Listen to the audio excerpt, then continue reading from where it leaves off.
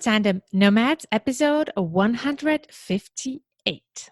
What e-residency in Estonia is showing to the other governments around the world is how to establish excellent, safe, transparent digital services in public sector that would make them similar digital society such as ours. Hello, Nomad Nation. Welcome to Tandem Nomads, the podcast show and entrepreneurship platform where you can find great inspiration and tips to grow a successful, portable business and thrive in your global nomadic life. This is your host, Emel Deregi. I'm a business and marketing coach and the founder of Tandem Nomads. All right, today it's a very special episode and I will tell you why. When I started Tandem Nomads, I kind of worked on my own vision and mission statement on figuring out what is my big why, what is the big dream that I have. And one of the things, among many other things that a lot of expats have experienced is this sense of home. I've spent my whole life having to justify my existence in a territory, being through visas, through residencies, through nationalities, through passports. And one of my dreams was to create a platform, but also advocate for a world with no borders, where we can all be free to be where we want, but also to express our talents and bring our value to the world, no matter where we are. And one of the barriers for that is administration and the way our governments and societies are built. Our societies, and especially regulations, are not designed for people like us who move all the time and are global, not just because they like to travel, because it is deep in their identity to be cross-border people and global citizens.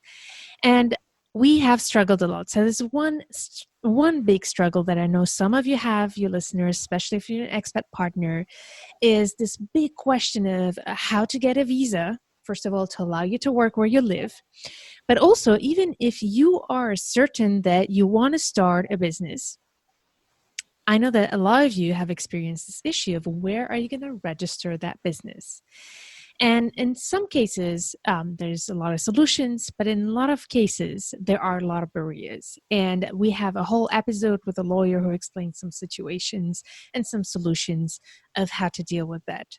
However, there is one big dead end that a lot of you have been experiencing, Nomad Nation, which is not being allowed to set up a business in your home country because you don't live there anymore or don't stay there the necessary number of days. And then living in a country where you are not allowed to work or register a company. And that is a dead end for a lot of people who want to build their own source of fulfillment and revenue. And when I heard about this great initiative from Estonia that is called the E-Residency, I got super, super excited because I was like, oh my God, this is it. Finally, a country that is getting it. Finally, a country that is moving forward and there's innovative and thinking beyond all the buts and all the reasons why it's not possible to open our borders. So, in order to talk about this amazing opportunity for all of you who are stuck in knowing where to set up your company, I'm so excited to have here an amazing guest. Her name is Katrin Vaga, and she is the PR representative of Estonia for the program called the E-Residency. So, Katrin, are you ready for this ride? Yes. Thank you so much for being here, Katrin. I appreciate that so much. I'm so excited to bring this innovation to our Nomad Nation and to our listeners today. I really appreciate that. It is so late where you are right now. So thank you so much. It's really my pleasure. Hello to all the listeners. Okay, Nomad Nation, let me tell you a bit more about Katrin before we move into the hardcore while we're here together. So Katrin Vega is, by the way, am I pronouncing your name properly? Yeah, absolutely correctly. I was so impressed. Okay, very good. So glad to hear that. So Katrin is the head of the PR for E-Residency program in Estonia, as I said. but she's also a former TV and radio journalist and a foreign correspondent based in Brussels and London. So while leading the communication activities in the UK tech company, she also ran her own small but successful retail business. And today she's working, like I said, for E-Residency program, and she is dedicated to introduce this unique opportunity to entrepreneurs around the world who are looking for the platform of transparent digital services that helps to launch and run a borderless and paperless business remotely with no bureaucracy. What a promise, Katrin. That sounds like you figured it out, right? It sounds like this, really. And I think it's something that Estonians, my compatriots, don't think is anything special because their lives have been, running so smoothly using all our digital public services for 15 years at least. So it's no big news here in the country where I live now. But it is news for many of my friends, for example, in Brussels and London. And I experienced actually the bureaucracy that I didn't remember anymore while I was living in other countries in the EU. And it was a bit funny because Estonia is a former Soviet Union republic. We have had re-independence now for nearly 3 decades. But I still remember the time back then. And I think this is kind of a feeling that we always have, even nowadays when traveling abroad, that there is a developed world, the Western world, all these countries that have been, market economies, free from oppression, about, no always free speech. And then this is somewhere where we are still trying to reach. So for me, when I moved abroad about 14 years ago, it was a big surprise to discover that in everyday life. That's not normal for in everyday everyone. life. Yeah, in everyday life, actually registering yourself as a resident, trying to get your bank account, trying to get everything handled, all the paperwork handled was such a hassle. And this is when I first realized that, okay, we are doing something much better than they are doing here. And it was a big, it was a big kind of a moment of aha for me. I love the fact that on top of representing the E-Residency program, you do have not only expat experience yourself so that you know what's the hassle that all our listeners have been experiencing, but on top of it, you also are an entrepreneur. I don't know if you kept your business or not, but you also had your own successful business. So yes, you're very relevant right now. Yes, I didn't keep my business because it was very kind of location based and UK market based. But it was a really nice lesson for me. First of all, like every entrepreneur who is starting their own little business, first of all, they probably think about it for a long time. And once they start, they are kind of surprised and they think, why didn't I do it earlier? Because it's like your baby. So you feel like a sudden rush of motivation that perhaps you were lacking before that. And also you learn many things because you need to do essentially everything yourself. And for me, as you mentioned, working now for E-Residency, I think that is actually the reason why I'm working for E-Residency program at the moment, because having lived abroad, I already knew program very well because I was seeing the news when it was talked about in the UK. So I understood that, okay, this is something great, and I really believe in that. And secondly, having been an entrepreneur myself, I do actually understand what is it that we are offering to entrepreneurs. What is it that they are really missing? So I can really appreciate some of the kind of things that we offer them to make their life easier. And I also, having traveled around so much, I know also how lonely it can feel to lead your business as a digital nomad. I mean, it sounds all fun and really cool lifestyle as a lifestyle, and obviously it is. I mean, you have a lot of freedom and lots of possibilities to create your day exactly the way you like it. But at the same time, sometimes we as humans, we miss the community feeling, the kind of elbow support and just somebody to ask for advice.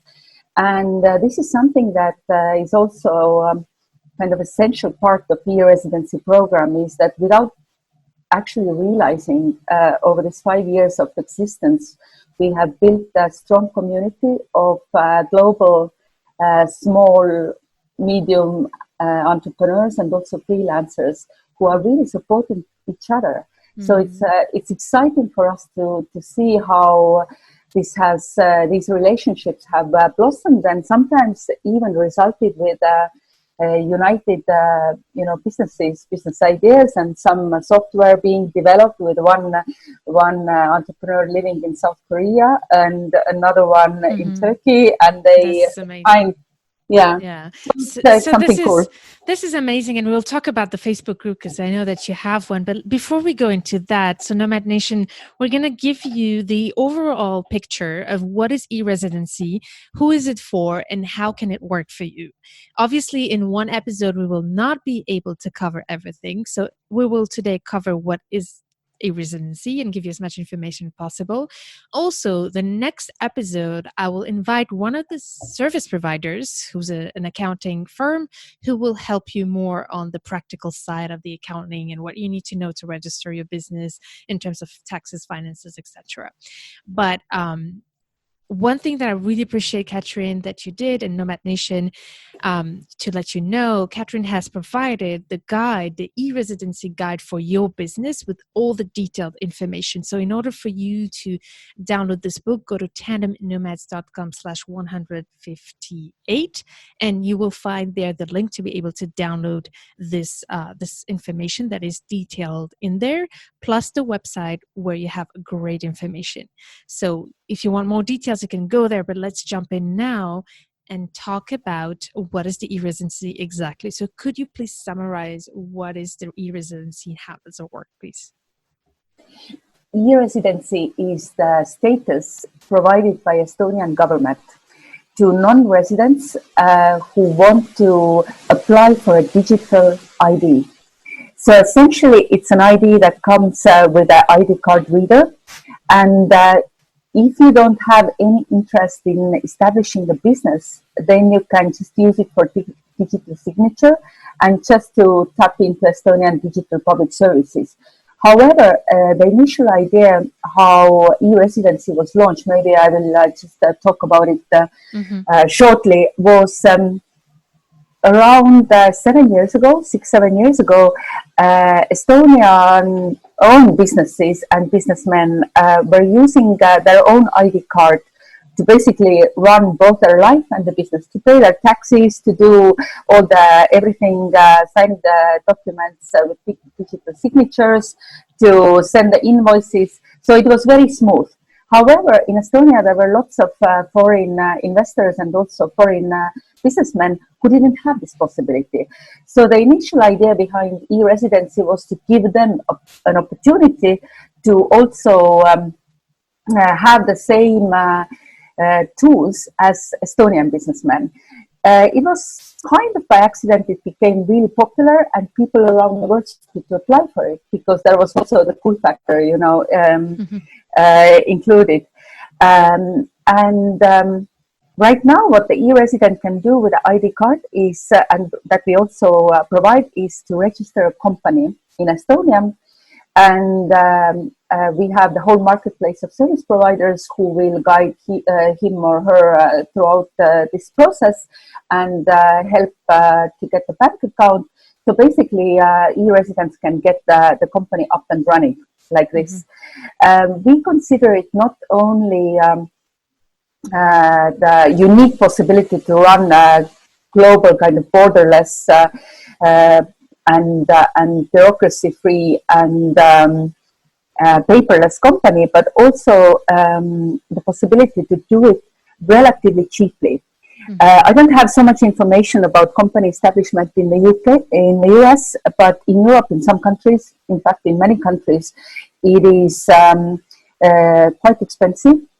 And actually, basically, considering where the economy is, the global economy at the moment, where we have really rapidly growing number of digital nomads, both micro entrepreneurs, with small, medium businesses, who really need the flexibility, who really need to travel, and the way of life is very mobile. Actually, there are still so many obstacles for them to do the things that they would like to do, because the geographical borders are still there, and many countries haven't really considered this, let's say, this new trend of entrepreneurship to relax the kind of rules and limitations. So this is basically what residency is about. First of all, you get the status. You are an e-resident of Estonia, the only almost digital society in the world. And secondly, you can create a company even as a freelancer or solo entrepreneur, and run it so that with a minimum cost. Because I tell you something that maybe not many people would imagine, but for me, with my ID card, I'm paying. I'm declaring my taxes, and it takes me maybe 10 minutes. I mean, it happens once a year, and it's really a simple and easy process. No need to hire an accountant, no need to hire an attorney or somebody to help me. And it's like integrated system. So all the numbers are already there. I just need to read everything through and sign it digitally, and it's done. So the same kind of easiness comes with running your e-resident business. Yeah. So if I just summarize in a few words what the e-residency is about, obviously it doesn't give you the right to live in Estonia. You'll still have to apply for a visa to live there, but it gives you the right to have a digital presence in the country that allows you to use the system, the e-governance system that you have as well. And that's where we're interested here, as well as the right to register a business there, even if you don't live there. Yes. So basically, e-residence ID card doesn't have a photo, and it doesn't give you any advantages in applying for residency or citizenship, or even it can't be used to cross the border. But it should make all the digital public services available for you, no matter where you are. Interesting. Okay, so now that we know that the e-residency is kind of the beginning, you need to first register as an e-residence to then be able to set up your company. So that's exactly how it works. So what are the criteria to be able to, first of all, be accepted as an e-residency resident, and then to set up your company? This whole process is managed by Estonian Police and Border Agency, and the percentage of, I can't say that all the applications are approved, but most of the applications are not approved because people have not finished the application. So actually, the percentage of approved applications is something like 94, 95. And we have e-residents from more than 165 countries. And the main issue why some countries are maybe not so well represented is a little bit different. It's nothing to do with application. It's more to do with Estonia being a very small country, 1.3 million people, and not having enough embassies. Because actually, once you have applied, once your application has been approved by Estonian Police and Border Guard, you are going to get an email, and you need to pick up your card, your e-residency kit, and authentication takes place in Estonian representation, either consulate or embassy, in any of the countries or cities you have chosen in different parts of the world. So basically, you can pick up your card, you give your biometric data, and then you are done. then the only thing to figure out is how you plug in your card reader in your computer, download the relevant programs, and get into the process of establishing a company if this is what you need to do. Yeah, excellent. So, and if there's no embassy or consulate in the country where you are, you can go to the closest country where you live, can't you? Yes. We are not very well represented in some countries in Asia and in South America, but yes, we are working on it. I mean, this is a working process. Exactly. And we'll talk about a lot of areas where there is a working process. But what I want to already say here, it's already an opportunity that you wouldn't have had to be able, even if you had to go to Estonia, it's one trip that you have to do for a lot of free hassle, upcoming free hassle for you to be able to start your business and register it. So I heard that as one of the objections. So I'm going to address a lot of the objections that I heard, because obviously with every innovation, there are naysayers. So the first objection was the fact that you have to go to Estonia or to an embassy or consulate to be able to retrieve that. But as we said, once you do it once, it's done. There are other objections that I heard. I don't want to spend too much time on that, but just to say that we mentioned them. The first thing is I've heard from other countries who don't obviously see that with a good eye, because I guess it's a bit of competition, but they are not letting people register their company there. So hello. But there are some people saying that it could lead to what's the expression? I'm sorry. In French is blanchiment d'argent and money laundering. Here we go. Mm-hmm. So there are some cases of that. I don't want to spend too much time on that, but just tell me the short answer for you for that. And whoever wants to learn more should do that research, because it doesn't concern us right here. Obviously, we're not here to do money laundering. Yes, I think this is the topic that is perhaps a little bit wrongly connected to e-residency, because e-residents are small time entrepreneurs, small companies, freelancers. So obviously, this gives them the possibility, creating the company gives them the possibility to get some kind of security. And I think maybe something that we could just mention is what happens with taxes. Mm-hmm. And we are trying to give as much information as possible about where to pay your taxes, mm-hmm. and how you should pay them, and what to consider. And in some countries, it's necessary to actually contact your own tax office and ask some advice. As a rule of thumb, it's you should pay your taxes where you actually earn most of your revenue, or this is something that applies to any kind of mobile business. And obviously, if you enjoy having your Estonian business through one of the service providers, then they will take care of all of it. So you don't need to worry. I mean, they offer you a range of virtual office services, accountancy among them, and you can really rely on them doing all your tax calculations and everything on time. So and it's highly recommended that if you decide to go through the e-residency route and set up a business in Estonia, it's highly recommended that you choose a local service provider. And honestly, they're not very expensive. I've checked that online, and I will put the link where you have all the list of partners that work with e-residency. They purposefully give you the choice so that you can go with the ones you want to work with. But this is something that I would definitely recommend. And we will have one of those service providers in the episode 160 who will give you more details about that. So I don't think we need to go too much in detail there, but you are not escaping paying taxes for sure, which is perfect segue to my next question. Once you set up your business in Estonia, how does it work in terms of taxes? Well, you set up an Estonian business. So if you choose to pay your taxes in Estonia, so you need to probably know some of the things. We have relatively simple tax system. There are some advantages compared to some other countries.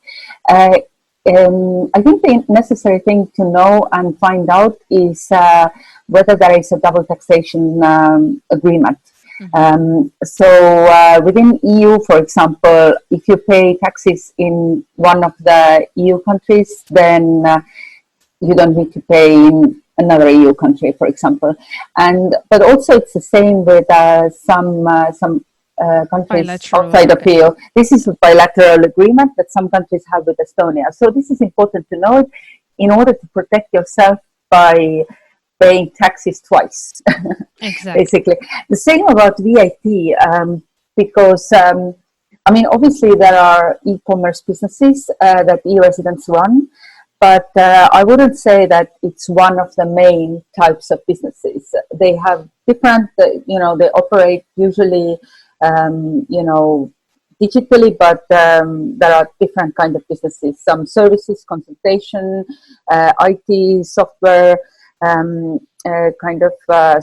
businesses. So basically, with the VAT, this is a very also quite a tricky thing. So you need to figure it out with your tax advisor how to do it. And today, I mean, everything is automated, and they can figure it out, and they can help you with that.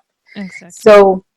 And since you mentioned money laundering, I think one of the things to draw attention to is that once you have established a business, obviously you need a bank account. Mm-hmm. And getting a traditional bank account in Estonia, like anywhere else in the world, it's not super easy nowadays. Mm-hmm. So, and perhaps that's also the reason why there are so many fintech companies now in the market, and some of them have grown really rapidly and they are big.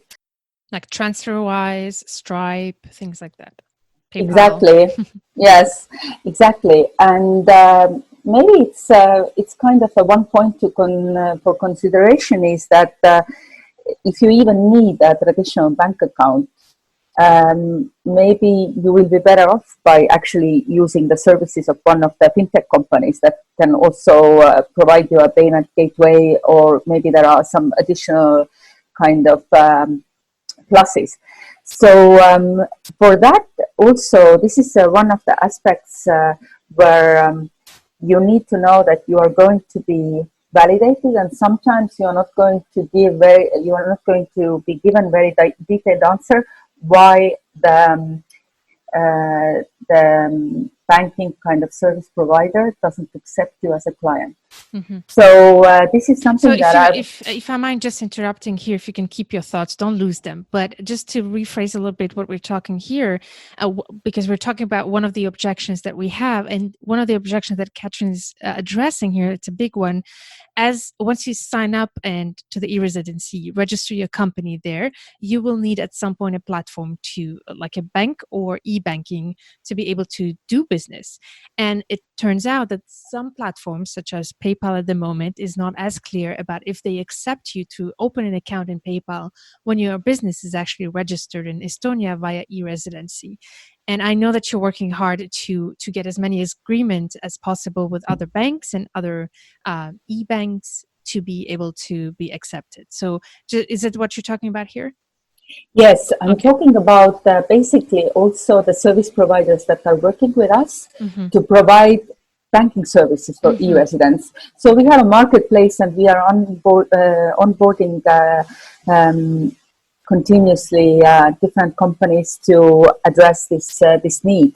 But banks and banking service providers are private companies, and they sometimes have their own let's say conditions when it comes to the type of businesses that they accept, and also the type of services that they let's say the businesses that are operating in a certain industries are sometimes not accepted.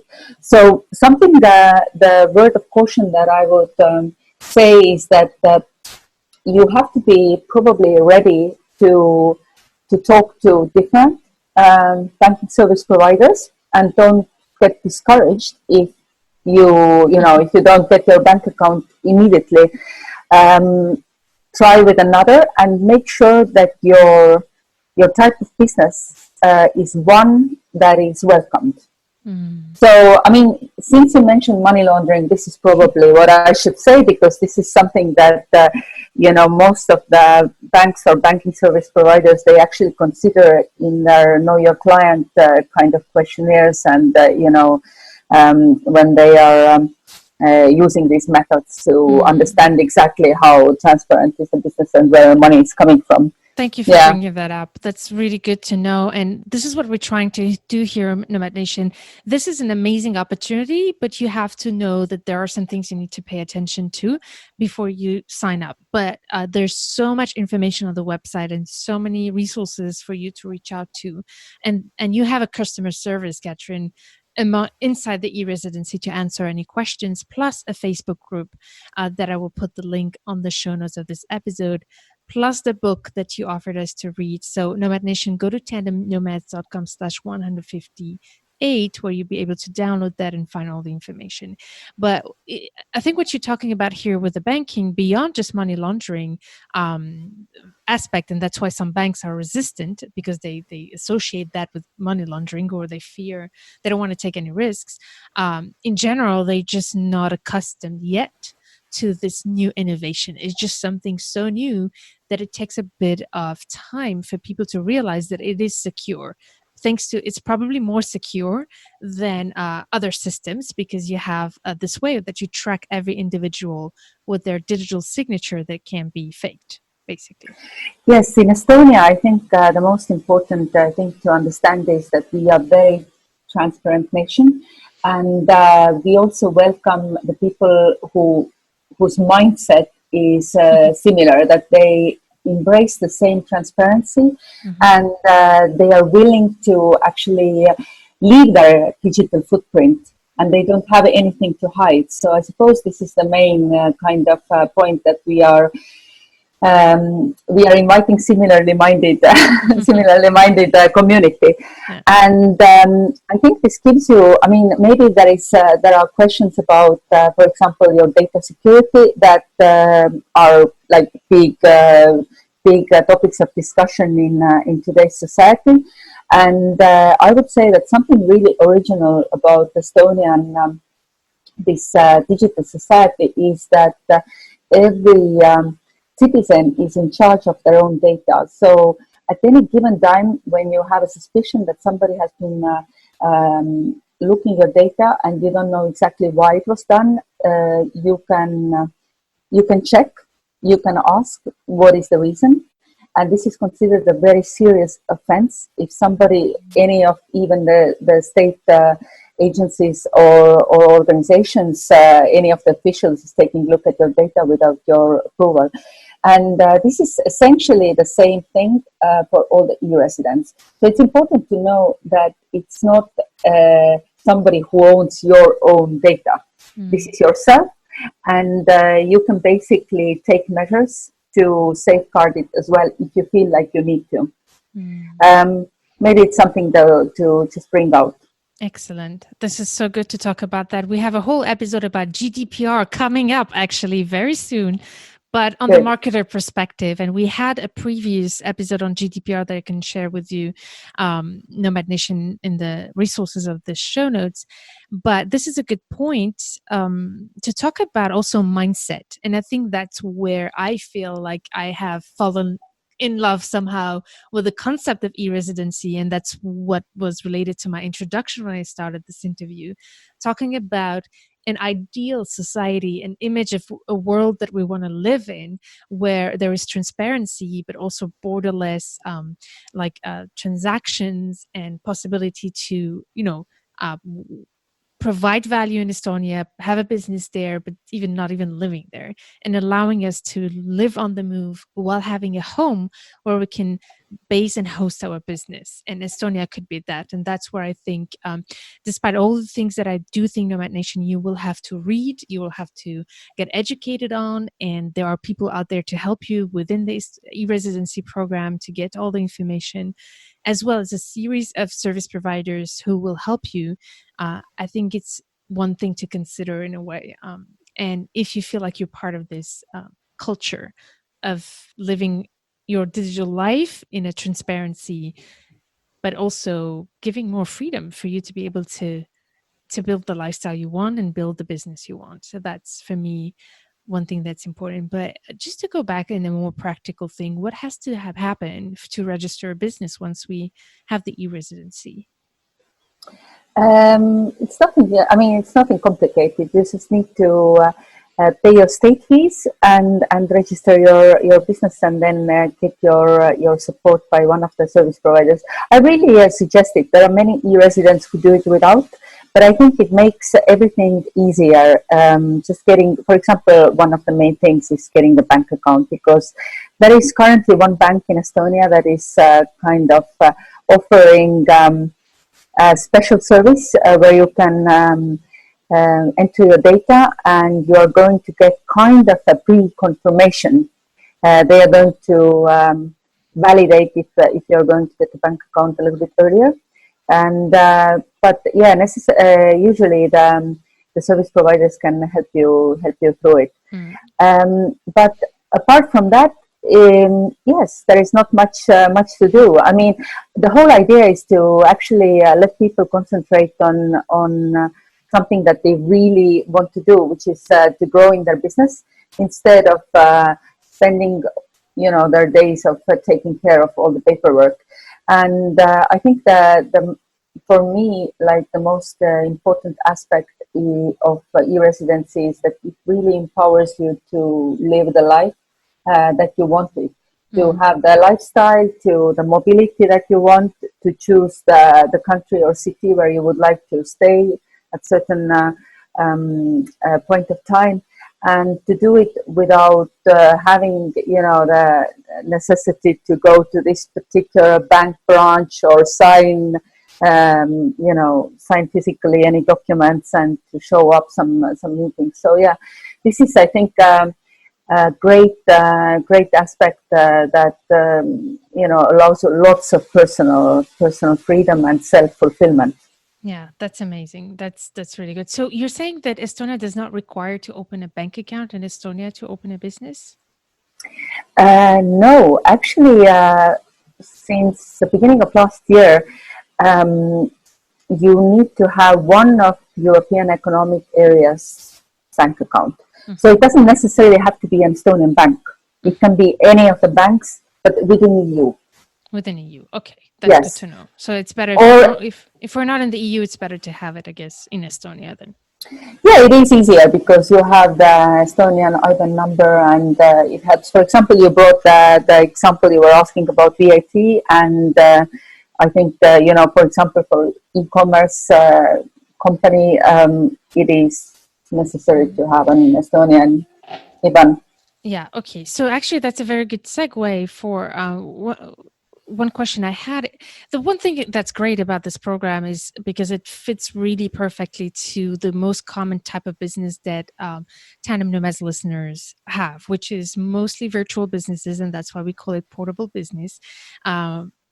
Service-based businesses most of the time, but some people might have a product-based businesses. So tell me about how that works, and is there any barriers there? Because I know it's still not 100% clear.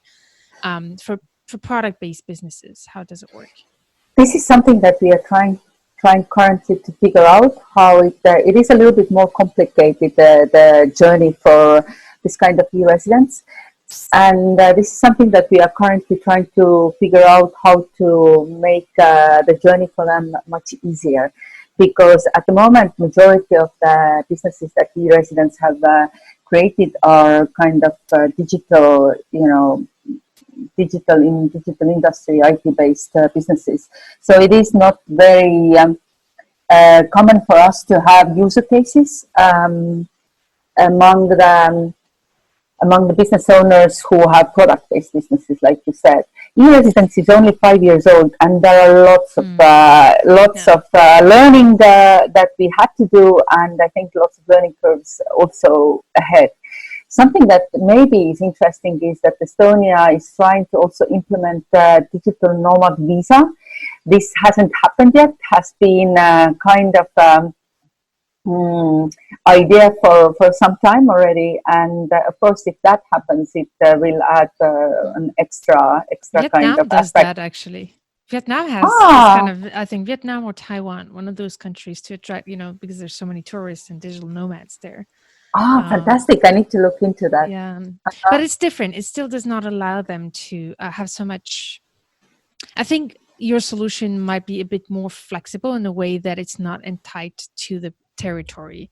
The people who need this are not necessarily people who need to live in Estonia in a way. But that's a great Yes. add-on, I think, to be able to at least be physically in Estonia if we wish to. Yes. So one question about the taxes. So one thing, Nomad Nation, I want to kind of highlight that was a bit mentioned before, but I want to put it in a different light. You need to figure out where your tax base is. And for some of you, I know that's a complicated question already. Where are your tax base?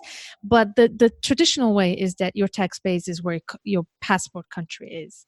And it is possible that your country passport asks you to pay taxes even if you don't live there anymore. So the US American citizens have this issue, for example.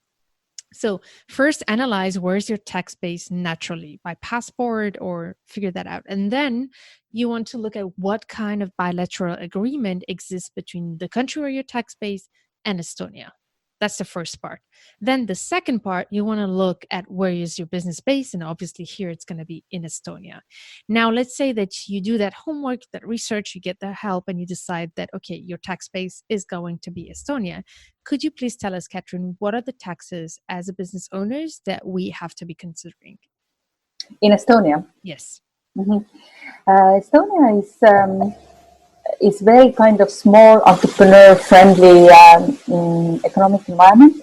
So first of all, you need to consider the share capital contribution. It's 2,500 euros, and this needs to be paid. Essentially, you can delay it until you take your first dividends. So this is something that needs to be paid only if you are considering taking your dividends early on in your entrepreneurship. So let's explain that. What's the dividends, just for those who don't know? What does it mean, a dividend? Dividend, this is the money that you take out from your account. Exactly. As yes. you pay yourself.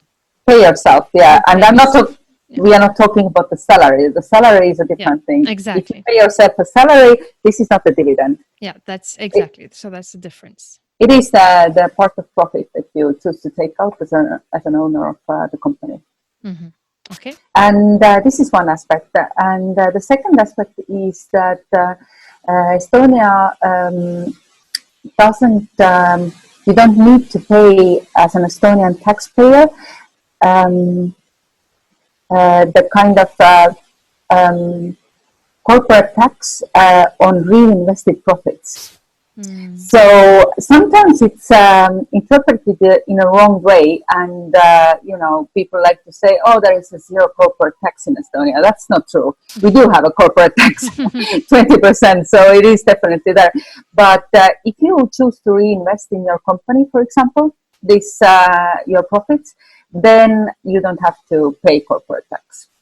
All right. On this amount. So this is something that would make Estonian tax system also a little bit more attractive compared to some other countries. And yes, and until you are, it takes some time for you to be eligible to pay VAT. So when your revenue is about 30,000. I hope I'm not wrong here. This is the point when you need to register yourself, your company, as a VAT and have a VAT number as a VAT paying company. So what's the number? How much money? This is 30,000. 37. Okay. Euros. Approximately. You can always go check and verify. Yeah. Okay. Exactly. So, and this is, in Estonia, you need to keep, you need to do some things regarding to your company proactively as a taxpayer. So you need to, keep an eye on your own, situation and see when your revenue is exceeding, then probably it's time to register your company as an VAT payer. Okay. Is it like in some countries, I think it's Switzerland, I'm not sure, or Germany, where if as a company you don't make any profit, you're at risk to close your business. Is it the case in Estonia? In Estonia, it takes a little bit time. We don't have set penalties with our by our tax and customs office. I'm a little bit careful saying that because it is actually, we have a small country, so our tax and customs office is quite friendly. Many EU residents have told what us nice that, to hear that. oh, you have such nice tax officials that they are so friendly. This is definitely a good thing to hear because we all know that, that tax office can be something that people are really You don't scared want of. to joke with it, yeah. Yeah, but they do understand based on our conversations with them. They do understand that many mistakes done by non-residents who have businesses in Estonia are just because they are not aware of certain things. So Mm. they are very open to advise you and give you advice about how to put things right. So I think if you keep an open communication and ask for help, and for example, even do certain things proactively, then it's always Yeah. very easy to find the I, agreement with them. I think you said something really good here by saying keep an open communication. Like we don't expect that in other countries. There's very few countries where you would think about your administration as your doctor or your hairdresser, or you keep a relationship with them. And I have the feeling that in Estonia, uh, that's something that is possible and that will help you actually, because people are willing to help you. They're interested in having a resident. It is something that's in the interest of Estonia, because it also brings them taxes. It's a small country and they need more taxes. So it is in their interest that it works for you in the way that you don't leave. So on top of being naturally nice people. So so Yes. that's a good thing. I'm saying this, Nomad Nation, just to warn you about one thing that I know, as in especially all of you who are expat partners or small expat business owners. Some of you want to make some side money on the side of on the side, and in some countries that's not possible. I have had a conversation with somebody who has a business in Estonia with the e-residency, and said that it is possible. He does not make a lot of money every year, but it's just for him to have. He does some consult. He has a full-time job, but does some consultancy on the side, and needs to have a place where to officially declare that money. And that's how he used the Estonian system. So, of course, everything we say here, we need to have a disclaimer. We're not lawyers, anything like that, but please just know that that's possible, and just do your homework to check if it's the case. But I have the feeling, and I think that's also another benefit of the Estonian e-residency program. For those of you who don't necessarily want to make a lot of money, but just want to create some kind of revenue on the side of whatever you're doing while living on the move. Mhm. So that's what I And wanted to share. especially if you have global clients and you need to invoice them and make it kind of streamline the whole process. This is something that Yeah. is the main value of e-residency as well, because it makes it very easy to invoice your clients. Doesn't matter which country they are based in. That's amazing. That's super cool. So we could talk about this a lot, and I think we covered a lot of things. Nomad Nation, as I said, we compile a lot of information for you here to go dig deeper.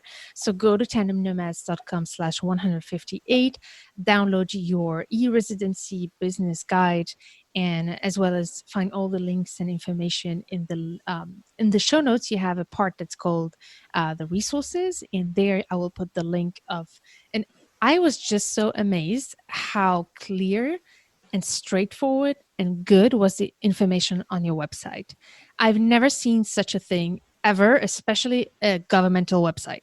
So so I highly recommend you to spend, it takes probably half an hour to go through it.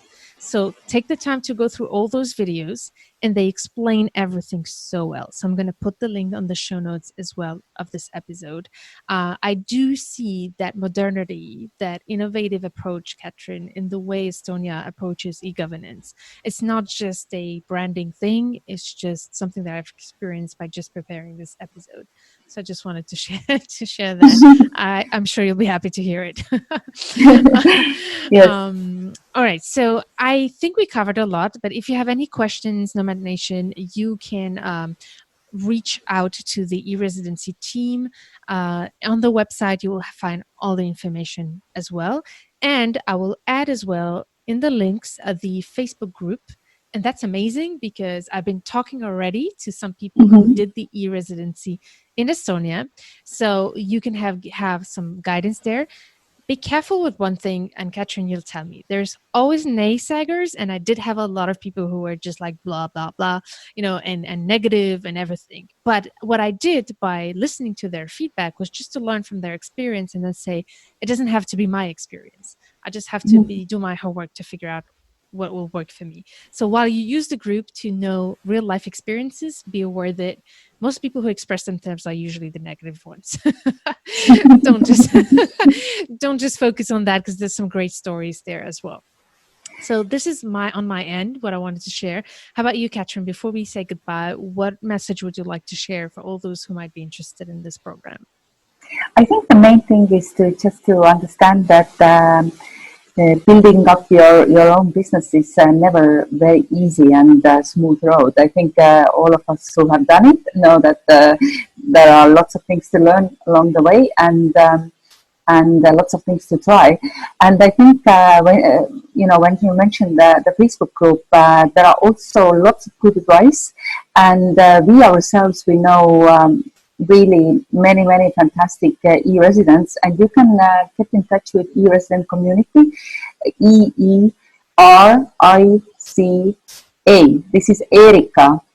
So you can join Erica. They have a small joining fee, and this is the community of the most active residents. So they are also, most of them, successful entrepreneurs, and really can help you navigate, and also to they organize different events. So it's worth to keep in touch with them, because because in Facebook group you have different people. But if you want to connect with the ones who have been also e-resident business owners for a longer time, and perhaps connect with them, then maybe it's also a good idea to check in and find Erica website. Nice. And I will put the yes, link on the show notes. I did not know about that. That's interesting. yes, Yeah. and another thing is, like you said, we have a webpage. It is good to take time and just read a little bit more, and especially in the knowledge base, we have tried to address all the main questions that people ask us to provide them answers, and also if something we get the question that is not covered, we really try to find out the solution for this particular problem. So we take this kind of grassroots level questions very seriously usually. So the community is small and really important for us. Wow. Thank you so much, Katrin. It means the world that you joined so late. I know it's must be like 11 or 10:30 p.m. at your place in Estonia right now. So thank you so much for keeping your energy and your lovely energy and sharing with us everything you know about this program. I'm so happy and glad that this exists, and I want to thank you for that. Thank you for this chat. It was really a pleasure.